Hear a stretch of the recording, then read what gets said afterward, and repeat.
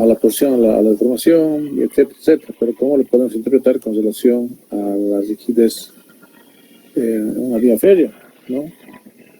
Entonces, para tener una idea bastante cabal en esto, es importante por lo menos reconocer la capacidad de resistencia de los esfuerzos que se presentan. Creo que acá con esta ilustración se puede observar de que debido al vínculo que se tiene en la parte inferior y debido a los esfuerzos externos, hay una rigidez que se opone a algún tipo de deformación que pudiera haber en la parte de la base, pero esto no tendría que ser vencido, porque en este caso tendría que haber un colapso, lo que nosotros no queremos llegar a ese extremo. Pero hay una rigidez con la que nosotros tenemos que considerar, y puede ser por defecto de las deformaciones, puede ser por defecto de los esfuerzos que soporta internamente, y con la condición de que tendría que recuperar la deformación que se podría haber habido.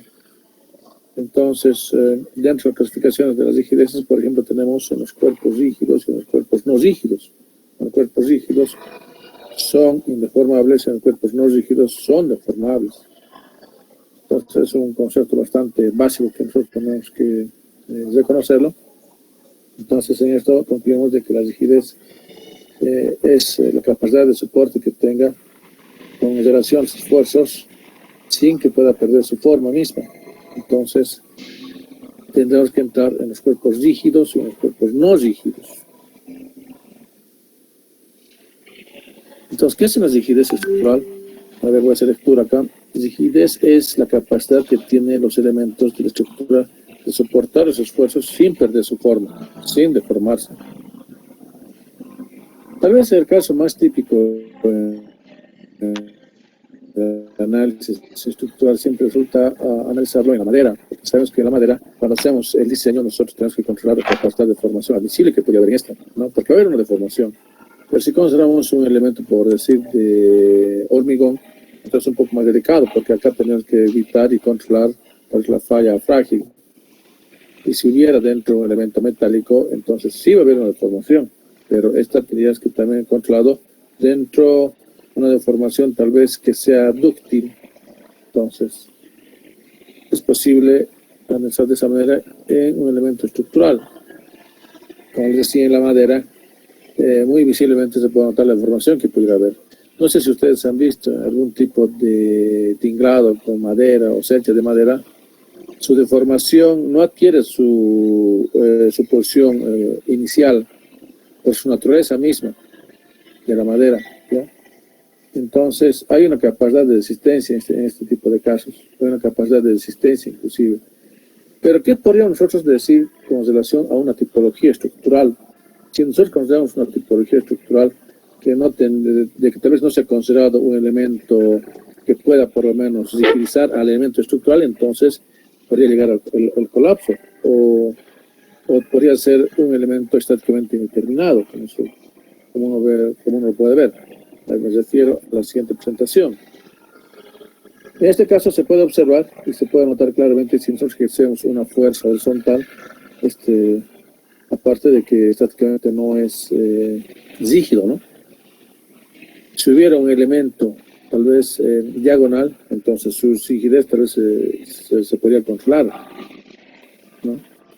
Entonces, estructuralmente de esa manera tal vez nosotros podríamos saber de qué manera nosotros podríamos controlar las rigideces, de qué manera tal vez la deformación fuera superior a la admisible, llegaría al colapso y fuera un elemento estáticamente determinado. Acá, por lo menos, yo podría pensar poner un elemento diagonal, y eso me ayudaría de alguna manera a controlar las rigideces. Y si no, tal vez considerar esta tipología estructural. Notan que aquí se presenta esfuerzos verticales y horizontales, a pesar de que los nodos son articulados, pero es posible controlar la rigidez de un elemento. O en otro caso, como les decía, pero que volver hacia atrás, este elemento ya es inestable. Ahora, si la carga fuera vertical, ya tendría una rigidez debido a los elementos verticales, pero no a la horizontal. En este caso tenemos los esfuerzos horizontal y vertical y es posible controlarlos. En el otro caso, nosotros si lo consideramos un elemento tal vez diagonal, sí podemos controlar las rigideces para las cargas verticales o horizontales que pudiera haber. Cuando hacemos el análisis ya de diferencias de elementos finitos, considera este tipo de características, este tipo de tipologías y descripciones que se realizan dentro de este elemento. Entonces, de esta manera acá le estamos rigidizando la estructura, ¿no? Le estamos rigidizando la estructura, entonces hay una rigidez que nosotros podríamos controlar. No sé el siguiente, ¿qué elemento es? Lógico, acá simplemente, por simple expresión, se puede ver de que aquí hay una rigidez, ¿no? Hay una rigidez. Si las diagonales y los de tiro intermedias, entonces esa rigidez lo perdería y simplemente fuera tal vez con relación a un sentido. En este caso, hay una rigidez que se puede observar y por simple expresión. Eso se lo puede ver en los diferentes elementos estructurales que nosotros tenemos así en nuestro medio. Puede ser cualquier tipo de cercha, puede ser cualquier tipo de elemento estructural. Hay rigidez que nosotros podemos observar. Por ejemplo, en este caso, hay una rigidez que se lo ve de lejos. De lejos se va a ver. Entonces, el principal, tal vez, principio básico de una estructura, de cualquier tipo de estructura, es de que nosotros podamos controlar la rigidez. Puede ser en función de la tipología estructural, como se ha presentado ahora, puede ser en función tal vez al tipo de material que se podría nosotros considerar. Por ejemplo, podría ser este tipo de tipología estructural, de que existe una rigidez, ¿no? Ahora es otra cosa de qué manera nosotros podemos hacer el análisis. Y así, podemos mostrar diferentes tipos de tipologías estructurales. Todos tienen su rigidez particular. Todos tienen su rigidez particular. Inclusive en las torres de alta tensión tienen su rigidez, ¿no? En otro caso, tenemos que ver la rigidez que se vaya a presentar en la parte, en el lecho, donde va a estar apoyado el peso de la locomotora, del tren, y qué función tiene el balasto, en este caso. El balasto es un amortiguador así natural, es un disipador de energía, ¿no? Entonces, ¿de qué rigidez nos vamos a considerar? Va a ser una rigidez elástica, y ya esto habíamos mencionado y muchas veces, repetidas veces, qué importancia tiene, por ejemplo, la separación de las durmientes. El muro de presiones va a tener una acción, pero los muros de presiones, si están aisladas, entonces va a haber un desprendimiento de presión, si es lo que nosotros no queremos. Entonces, ahí está la importancia de la separación de las durmientes, que contribuye a la rigidez elástica que se tiene que presentar el balasto, que es un disipador de energía, y la durmiente, que es una transmisión de los esfuerzos que se vaya a presentar por efecto del peso del tren, locomotora y etcétera. Y es lo que nosotros estamos buscando. Entonces, lo que sí nosotros vamos a empezar ahora a considerar es la rigidez elástica.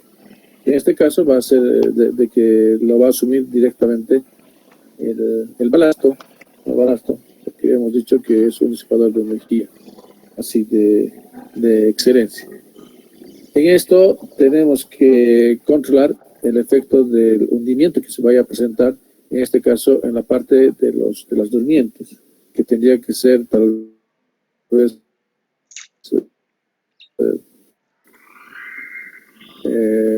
que no permite que un desprendimiento total del balasto, que como decía, que es un elemento de rigidez natural, de modo con los refuerzos de acero, ¿no? En esto se tiene que controlar el efecto de las fisuras que se podría presentar. Entonces, lo dicho, acá va a haber un peso, va a haber el balasto. El balasto tiene una función, y es tal vez la función más importante que tiene una vía férrea. Y eso nosotros tenemos que ver, una rigidez elástica, debido al hundimiento que hay. ¿Y qué tan importante también entonces es la forma, la configuración del balasto? Es por eso que se tiene que tener por lo menos un 80-90% que tienen que ser fracturados, porque entre ellos ha de haber más o menos una adherencia natural, de que se tiene que evitar el desprendimiento de estas. Imagínense que el balasto fuera en forma boleada, de desvío, ¿no? Entonces, su vida va a ser bastante corta y su mantenimiento va a ser tal vez bastante permanente, o va a tener que ser constado un mantenimiento rutinario así con una frecuencia bastante importante. Es lo que no se quiere, ¿no? Entonces es lo que se quiere. Para considerar, bueno, hasta ahora lo que se ha visto entonces que no se considera la falla es debido al efecto de la desplazamiento vertical que se va a presentar. Es decir, una rigidez vertical. Hay otro tipo de rigideces que puede ser el efecto de la rigidez, tal vez seleccionante, la que hemos presentado, más eso para elementos estructurales, que también nos interesa. Y es lo que ahora vamos a presentar. Los diferentes tipos de rigideces.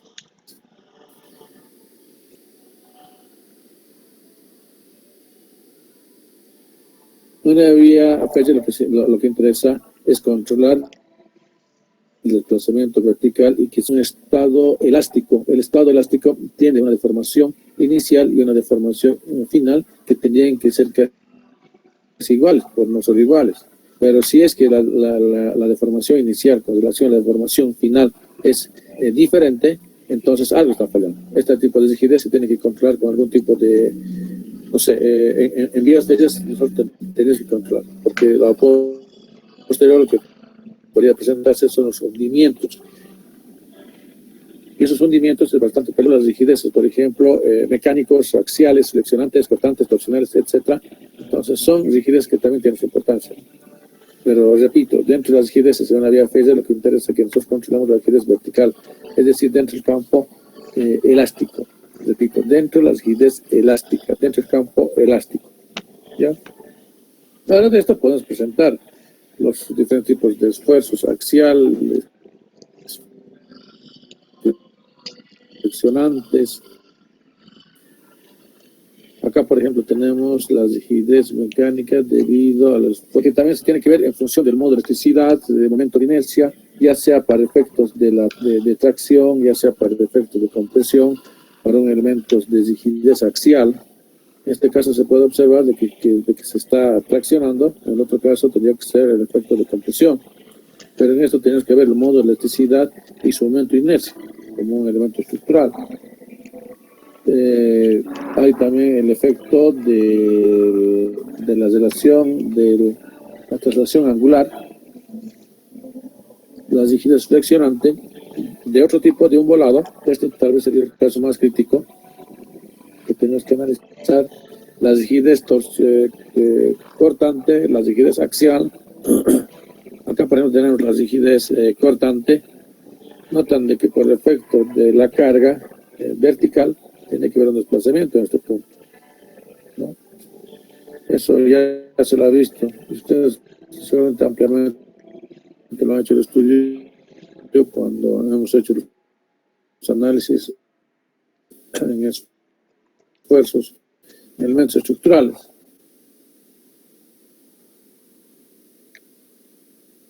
¿Ya?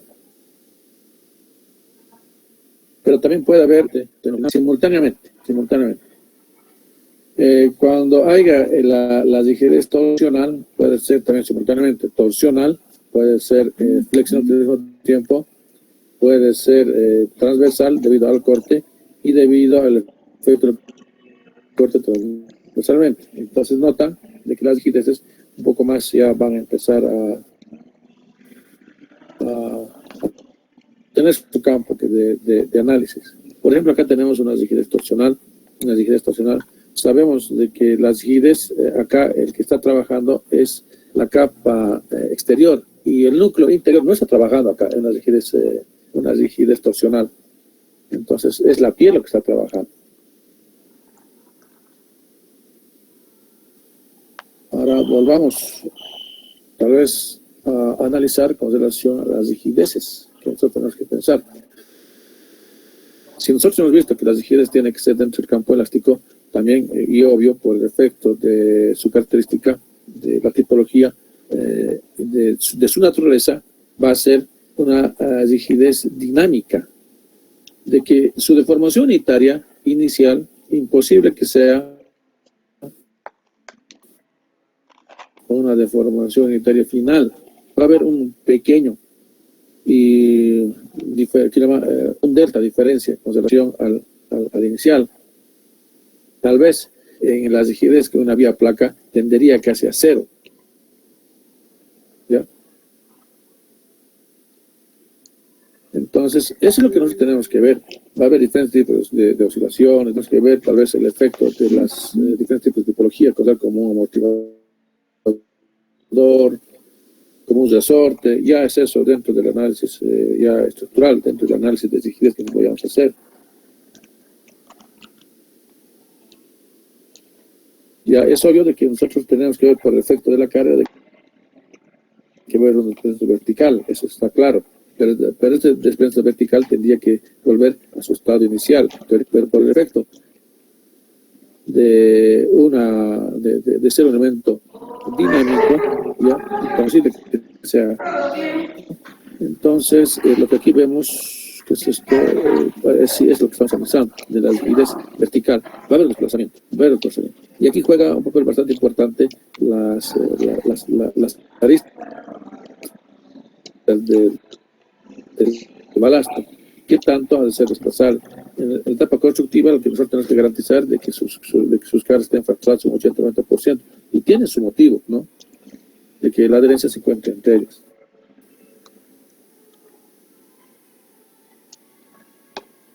Y qué tan importante también acá juega la separación de los dos miembros. Entonces, 2 metros. Entonces, toda la carga va a ser concentrada en un punto, después va a ser desplazado a los bordes del balasto. Entonces, la rigidez va a haber, y a lo posterior va a haber un hundimiento, y es lo que se quiere. Los bulbos de presiones de que tienen que ser casi iguales.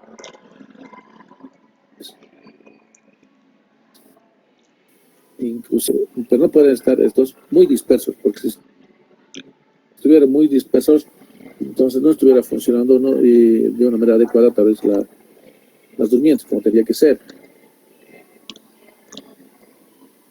Acá esta va a tener la separación de las durmientes. Entonces, la presión que ejerza sobre esta, va a haber un bulbo de presión por debajo de estas durmientes, este comportamiento, casi al ras de los durmientes. Lo que no se quiere es que este aparato esté empezando a aflorar.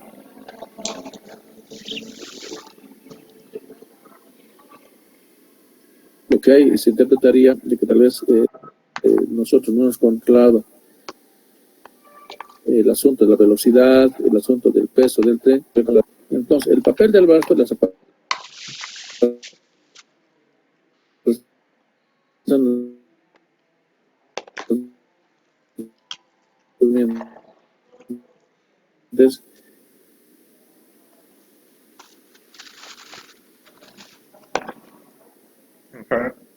es bastante, es importante.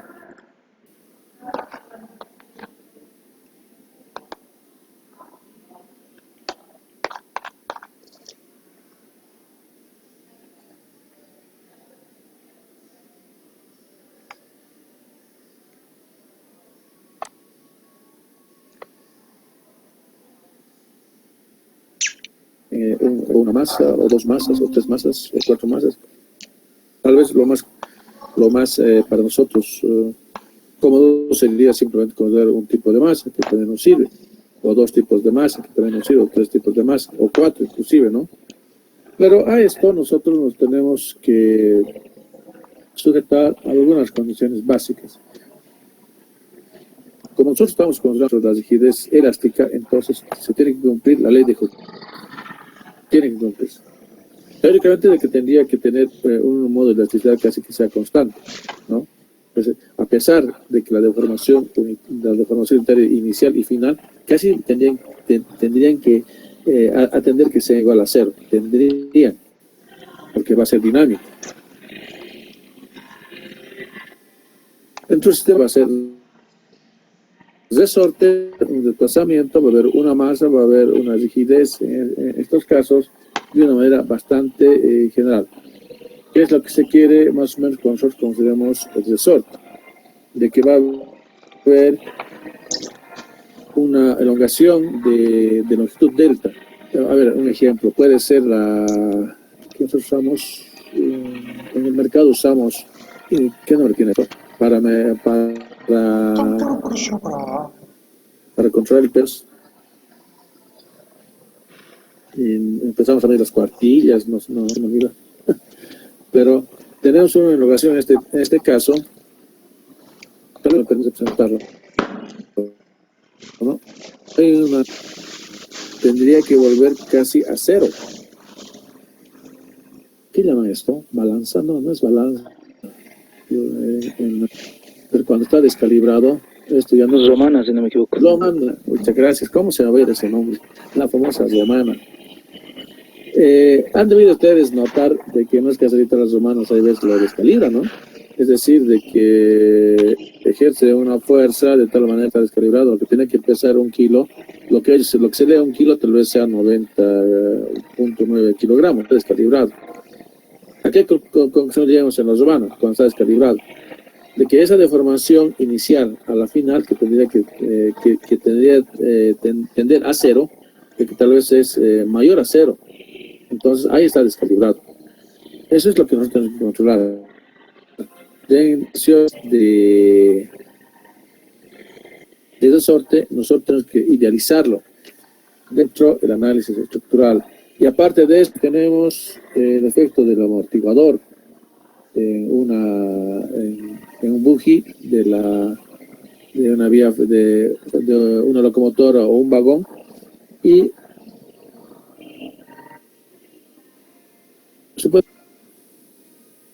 esto va a tender tal vez a disipar, va a tender a controlar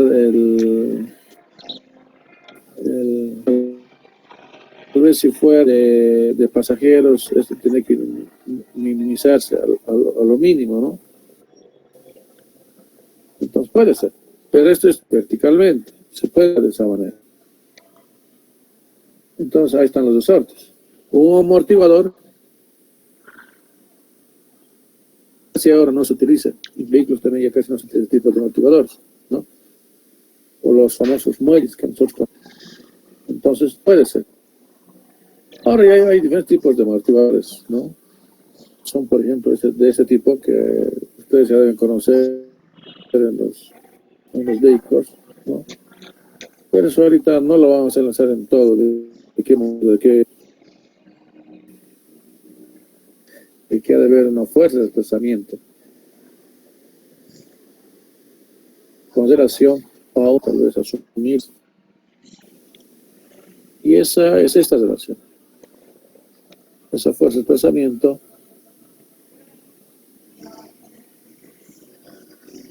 ¿ya? Es relación ustedes van a poder tal vez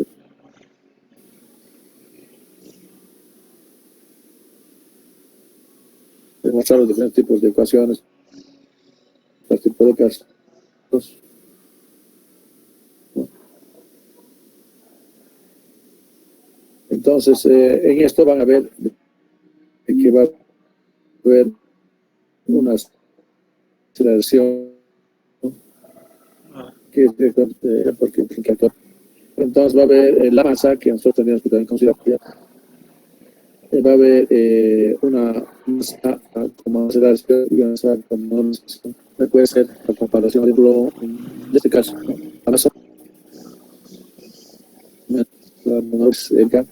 la segunda ley de Newton. Yo creo que eso es más claro. Y la ley de Cook, en esto, por si acaso, considera la modelasticidad constante. Y iniciamos de que la deformación inicial y final casi van a ser ceros. Entonces, del todo no se cumple acá. Y es por eso de que nosotros vamos a empezar a entrar dentro de las ecuaciones, más son ecuaciones diferenciales que se tiene que analizar. Pero si nosotros entramos dentro de la ley de Hooke, ¿ya? Acá lo que se tendría es de que la deformación inicial y final tienen que ser igual a cero. No, dentro del campo elástico, ¿no? Dentro del campo elástico. Después tenemos que ver los diferentes tipos de masa que nos vamos a considerar. Eso ya es dentro del análisis ya tal vez analítico. Puede ser en función a sus grados de libertad, puede ser en función a su Buggy, puede ser en función, no sé, a los grados de libertad que puede tener, ya en función del análisis del proyectista y a las condiciones de contorno que podría dar. En esto vamos a ver no solamente ni 2 ni 10, debe haber como por más de 100 formas de determinar el tipo de rigideces. Y todos tienen una base teórica bastante valedera, ¿no? Tal vez otros con más precisión, pero son más morosos, y otros bastante sencillas que también nos sirven en la etapa tal vez de diseño y demás. Entonces, de esos modelos de masa, por ejemplo, tenemos consideración al grado, los grados de libertad, a 2 grados de libertad, al modelo de Buggy. Y eso lo vamos a ver para que se entienda esto. Ahí vamos a hacer la siguiente presentación. Por ejemplo, puede ser de un grado de libertad motivador según los elementos de las ruedas, etcétera. También puede ser de un grado de libertad considerando solamente una sola masa, un amortiguador y un resorte, que puede ser este caso. Miren, la vía del perfil, acá está, la vía del perfil está en la fase interior que está siendo transmitidos en las durmientes. Después, toda esa parte que del buggy se considera como una masa, ¿no? Una masa. Dentro de eso nosotros estamos considerando el resorte y el amortiguador. ¿Ya? Es una... Dentro de eso hay algún tipo de ventajas, ¿no? Y eso lo hemos anotado.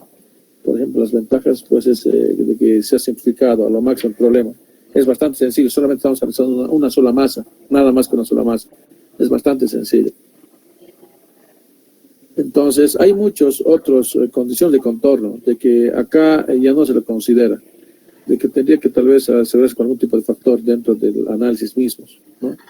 Ahora, de su desventaja, como digo, acá que dice, no tome en cuenta masas de sus, y otras consideraciones de que no considera. Entonces, hay sus ventajas y desventajas. Porque si nosotros queremos ser un poco más serios, entonces tenemos que tal vez empezar a analizar no solamente una sola masa, puede ser 2 o 3.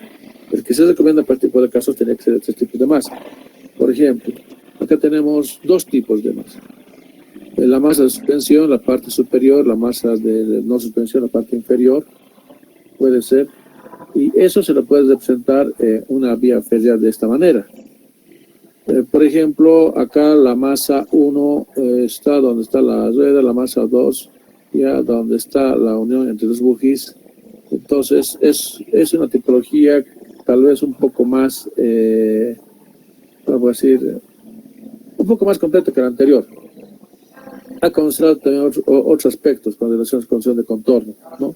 Entonces, esto también tiene sus ventajas y desventajas. Ya dentro del análisis tal vez matemático y demás, entonces un poquito más va aquí a complicarse con relación al otro, ¿no? Entonces, bueno, a ver acá qué es lo que se ha notado. Dentro de las ventajas tenemos el modelo matemático más completo. Tal vez un poco, no será más completo, está mal dicho, más completo. Tal vez el modelo matemático tal vez considera ya 2 masas, entonces considera las condiciones de contorno que no se ha considerado dentro de la primera de grados de libertad que solamente reconoce la masa. Entonces así. Ahora, lógico que se va a acercar va a tener un acercamiento de una manera más analítica con relación a los modelos que se va a estudiar, eso sí. Las desventajas, existen simplificaciones que reducen sustancialmente cálculos con errores mínimos y demás. Lógico, los errores aquí ya no van a ser como en el primer caso. En el primer caso estamos tratando muchas condiciones de contorno que no se han tomado en cuenta. Acá menos, pero seguimos arrastrando.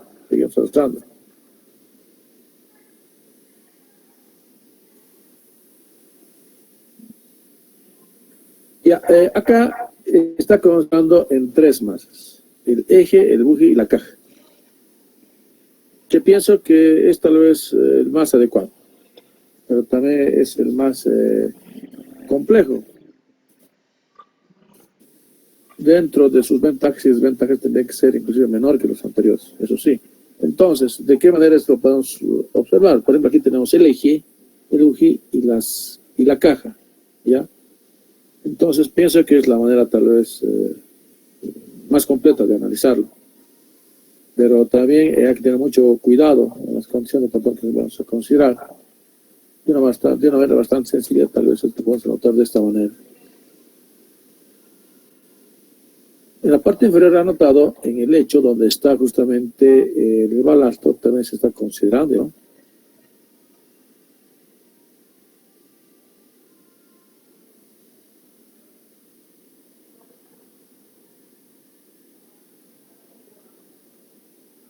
A través del sorte, amortiguador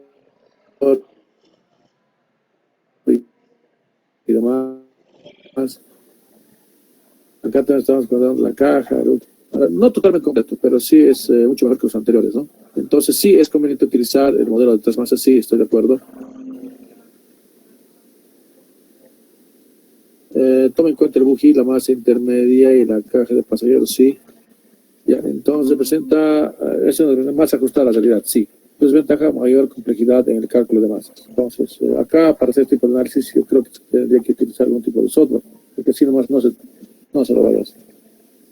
Ahora, dentro del análisis y demás, depende de la pericia del proyectista o del investigador, y que tiene que tener mucho conocimiento con relaciones a las relaciones del campo dinámico, del campo representativo y demás. Acá, por ejemplo, se presenta un sistema de 4 grados de libertad.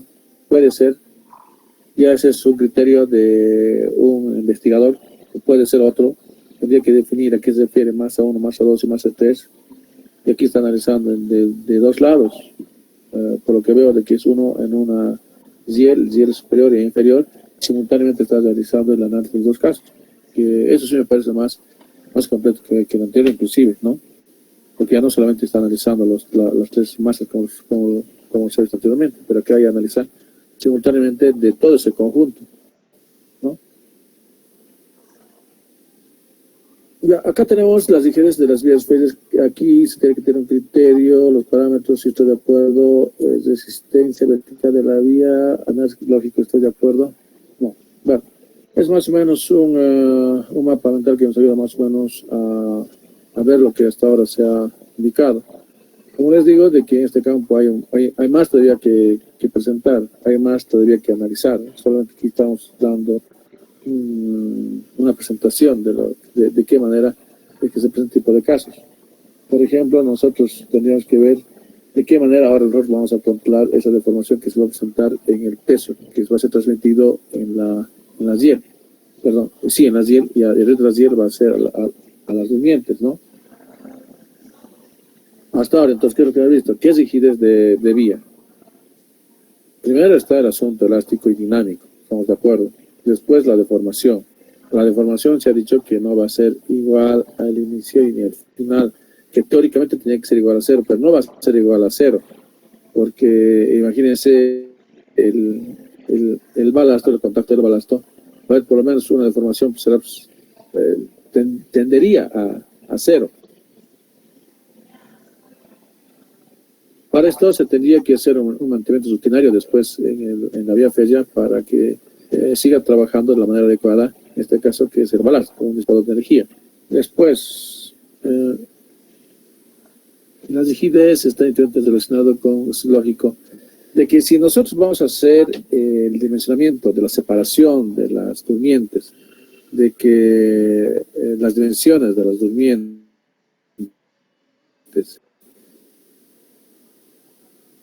de que los aparatos de acción y las distancias deben de relacionados con el efecto del disipador de energía por excelencia que es el balasto. Entonces, las dimensiones importan, es mucho importa. Y repito, ¿qué tal si fuera una separación, digamos, bastante inadecuada?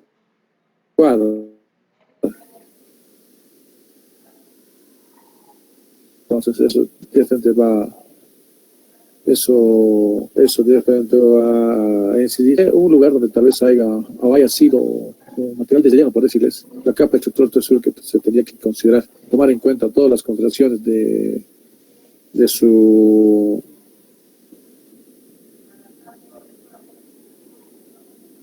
de su función que tiene esta capa estructural, pero en este punto estoy seguro que la separación de las durmientes tendría que ser inclusive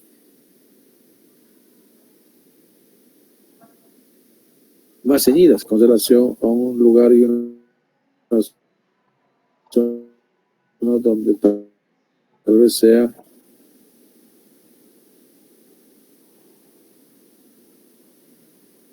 una capa estructural así natural, que puede ser un lugar medio rocoso, ¿no? Entonces, en este caso es tan importante el espacio. Entonces tiene su importancia. Bueno, esto es lo que hemos dicho anteriormente, el balasto, el motivador, etcétera. Eso ya lo hemos indicado. Después podríamos ver si tiene que ver la relación de los efectos dinámicos y estáticos.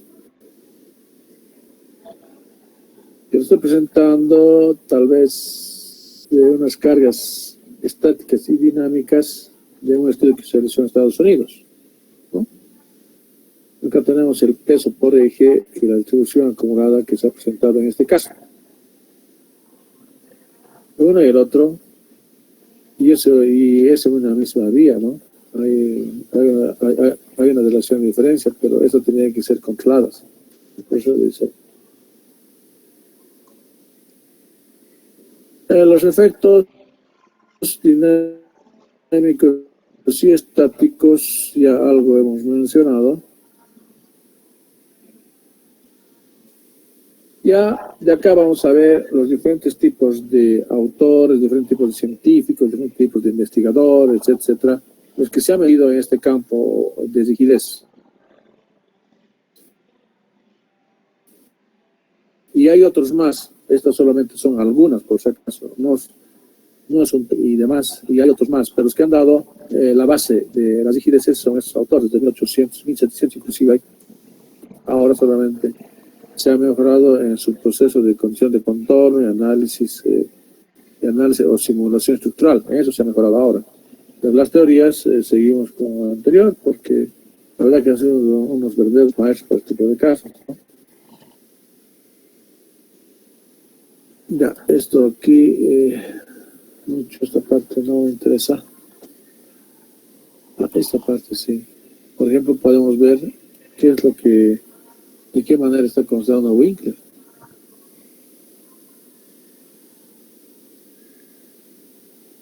Considera la base de la que resulta ser la durmiente, la base de la durmiente, los efectos que se presentan. Aquí se presenta la rigidez de la viga, la rigidez de la durmiente, la rigidez de la hiel, ¿no? Simultáneamente, pueden observar. Ahora, las teorías, ya esto ya es bastante. La consideración del desplazamiento más de acuerdo acá a qué es si no me equivoco, esto es de acuerdo a Winkler, está dado y demás. Después tenemos otros tipos de consideraciones y podemos mostrarle muchos, no son los únicos. Esta tal vez la parte más pesada que tenemos que tal vez tocar. Estoy presentando acá de algunos de estos. Por su comportamiento del hecho,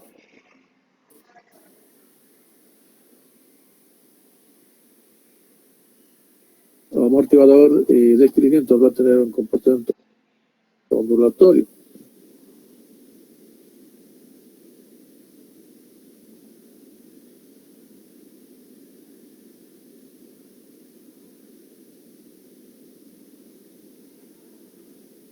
Entonces, según Zimmermann, ya esto data de 1800, la presión que ejerce es en la durmiente. Y algo también de esto hicimos un ejemplo, si no me acuerdo, no con objeto de tener la rigidez, ¿no? Ahora de acuerdo a Timoshenko, tiene es consideraciones de que las deformaciones y demás por debajo de las durmientes van a ser bastante variadas y van a ser concentrados tal vez en 2 o en 3 puntos, pero va a ser variado de cada una de estas, puede ser más y menos. Entonces, son esas teorías. Ariel, perdón, me sé también tu nombre, creo que te tocó esta parte, y son ustedes los que seguramente esta parte dura que van a tener que elaborar. Sí, sí. Ya debo notar que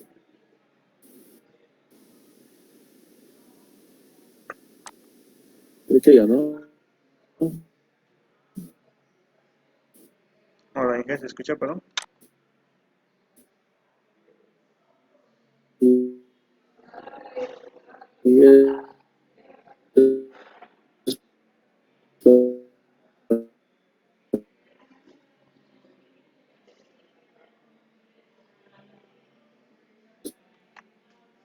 bastante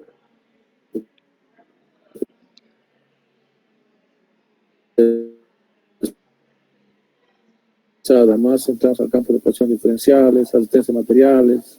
Aquí solamente estoy haciendo de los de todos tipos de determinar esta pregunta, hay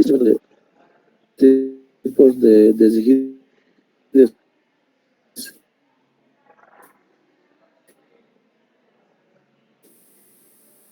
Y hay otros tipos de rigideces o tipologías que presentan. Digamos. No sé si aquí tenemos preguntas. Esto podemos ir a más, mostrar, pero tenías que desglosar tal vez las diferentes tipos de rigidez que contienen los autores. Acá tenemos un resumen. Esto habrá que hacerlo, una relación, un análisis y demás. Y aquí hay algunas recomendaciones. Más a nosotros nos conviene, tal vez, en función del tipo de suelo y demás, saber qué tipo de rigidez nos vamos a considerar para el efecto de diseño. No sé si hay alguna pronta consulta. Porque ya de acá es mostrar diferentes tipos de criterios.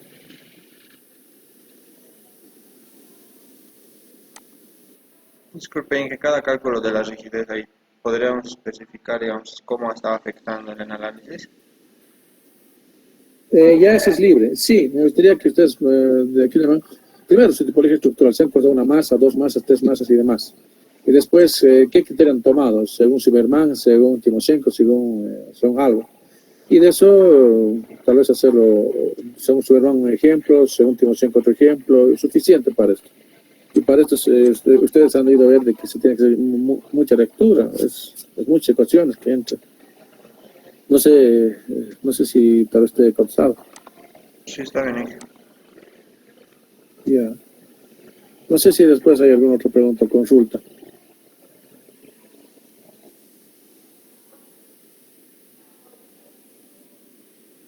Ya, parece que no. Ya, entonces nos estamos viendo mañana.